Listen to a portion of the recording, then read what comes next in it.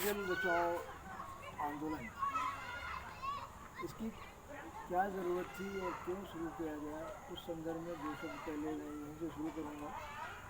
आज से 20 साल पहले जब यहाँ कोई बसावट नहीं थी, उस समय इस क्षेत्र का भूजल पीने योग्य था और इतना पीने योग्य था कि हमें बाहर से आरओ वाटर लेने की ज़रूरत नहीं थी। लेकिन 20 साल के बाद में जैसे ये बसावट हुई, आज वो पानी जो है पीने लायक नहीं है। यहाँ तक कि वो नहाने लायक भी नहीं होता जा रहा है, क्योंकि उससे एक्जिमा वगैरह की बीमारियाँ पैदा होती हैं। तो इसका मतलब है कि कहीं ना कहीं हमारे जो वेस्ट वाटर हैं उनका लिंक ग्राउंड वाटर से बना है और वो ग्राउंड वाटर को पॉइजनस जहरीला करता जा रहा है। ये स्थिति अगर इससे एक डिपॉजिट जो एक्वीफर जो करोड़ों साल में बनता है धरती का एक्वीफर, वो थोड़े ही 20 सालों में वो आज वो बेकार है।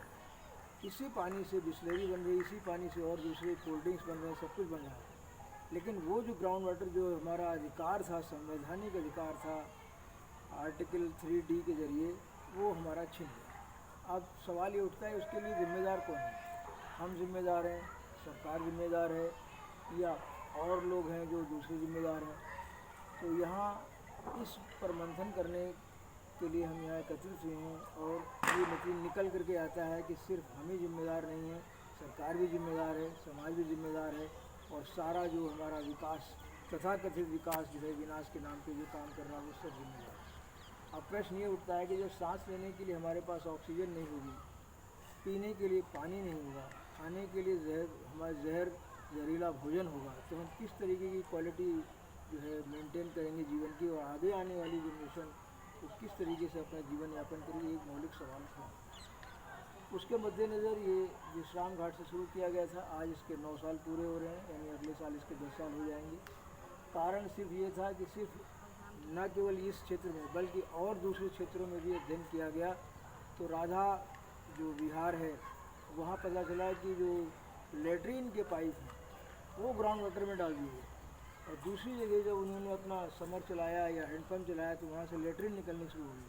तो इस तरीके की मानसिकता जब हमारी प्रदूषित है कि हम ये नहीं सोच रहे हैं कि हम लेटरिन इसमें डाल रहे हैं, करोड़ों साल में एक्वीफर बना है, दूसरे लोग जल पिएंगे तो कैसे पिएंगे, जब ये हम नहीं सोच पा रहे हैं तो फिर हम समझ सकते हैं कि किस तरीके से हम विकास के रास्ते पर जा रहे हैं या विनाश के रास्ते पर। तो इसके लिए हमें प्रशासन की तरफ से, सरकार की तरफ से, जनता की तरफ से, सब तरफ से हमें जो है दबाव डालना पड़ेगा ताकि इस विनाश लीला का अंत किया जा सके। और अगर इसका अंत नहीं किया गया तो बहुत जल्दी हमारा अंत हो जाएगा। नदियों का अंत हो गया, सारी नदियाँ कश्मीर से कन्याकुमारी तक जहरीली हो गई हैं। अब ये ग्राउंड वाटर पे हमला है, जहाँ जहाँ बसावट हो रही है वहाँ वहाँ ये सब समस्याएं आ रही हैं। और जो बड़े बड़े कॉलोनीज़ हैं वहाँ जो डायरेक्ट उन्होंने पूरा जो अपना ड्रेनेज सिस्टम है वो ग्राउंड वाटर में कर दिया, और कानपुर में सारा जो इंडस्ट्रियल वेस्ट है वो ग्राउंड वाटर में जा रहा है। और बलिया में अभी जो कुएँ खोदे गए तो वहाँ कुएँ का जल पी कर के ही लोग मर गए। तो इस तरीके की चुनौतियाँ हमारे सामने आ रही हैं और हम सरकार से मांग करते हैं कि शीघ्रता से उनको अमल में लाया जाए। इन समस्याओं को, वायु के लिए हमारे पास में राइट होना चाहिए संविधान में।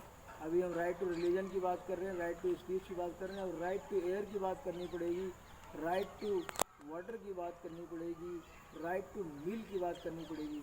और जितने दुनिया के देश हैं, समस्त देशों में ये फंडामेंटल राइट सारी मनुष्यता के लिए, सारे प्राणियों के लिए अनिवार्य घोषित किया जाए। उसके मद्देनज़र ही कोई विकास योजना स्वीकृत की जाए, वरना ऐसी कोई विकास योजना जो विनाश की ओर ले जा रही उसे बंद किया जाए। जय हिंद, जय भारत। क्लोज कर दूँ इसको?